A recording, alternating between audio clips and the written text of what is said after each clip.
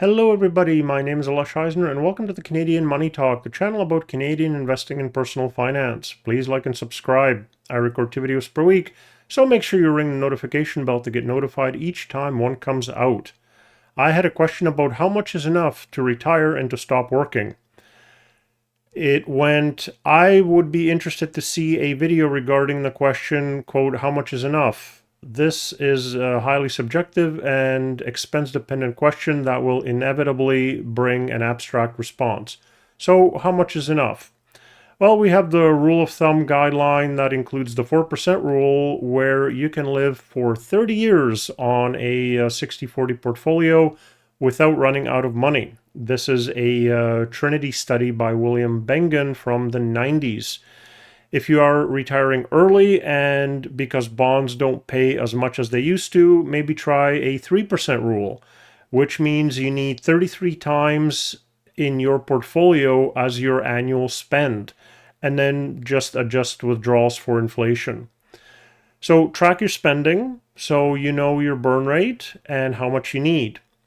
I personally can live on about 30,000 per year, including taxes, with a paid off home. So I would need about $1 million. So that's the 30,000 multiplied by 33.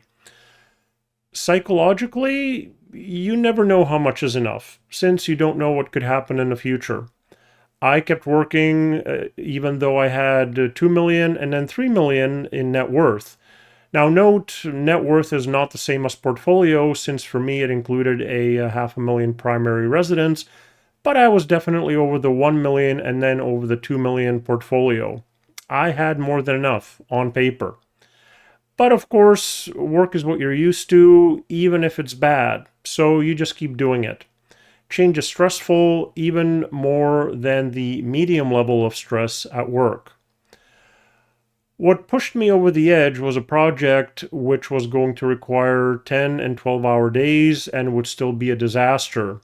And it was made to go in before it was ready for political reasons. Quite literally, it was a government project where the minister was told the date by people who would not have to work the 10 and 12-hour days.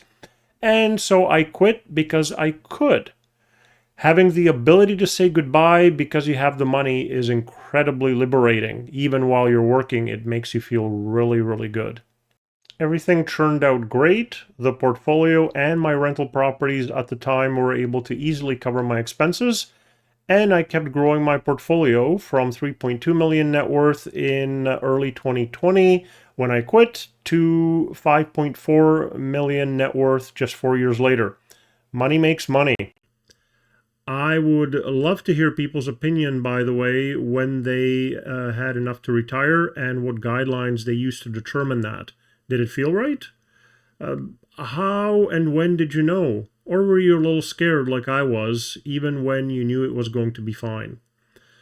Obviously, you can do side hustles, work part-time, and if you have a partner, they have the same options as you do to add to the family income. Now, about the second question, what would be the minimum portfolio you would keep if someone offered you an extra 200 years of life, preferably without going back to work to make up any difference? Me personally, I would keep enough of my portfolio in value dividend paying investments to cover my 30,000 income needs, inflation adjusted of course, at least 2 or 3 times for safety. That is using a 1 to 1.5% rule, needing roughly 2 to 3 million in value dividend payers alone. My current dividend yield is about 4.5%, by the way, so I have an extra level of safety as well. The rest of my portfolio would be in growth, perhaps riskier investments like technology, perhaps the NASDAQ 100. It still would not be penny stocks that I'm expecting to blow up, and some big tech companies like Google, Amazon, and Microsoft would be included. But I would like something with some oomph to it that would grow over those 200 years of life while I enjoyed myself with my hobbies, bike riding, yoga, etc., all very inexpensive. You can think of my dividend paying and growth portfolio as the bucket portfolio that I've done a few videos about. I know the question was asking about a minimum portfolio, but I have a significant portfolio and I have nothing else to put it into. I only need one house, I don't want a boat or a sports car, so it'll stay invested somehow. For those of you desperate to have enough to retire and not have to work anymore, I will bet you your minimum portfolio could be as little as $500,000. There are products like covered call ETFs, although they pay a nice 10% yield or more, miss out on some total returns, but as long as you want cash flow so you don't have to work, you could do it and live on 40 to 50K per year, making sure to reinvest some of the yield to cover inflation.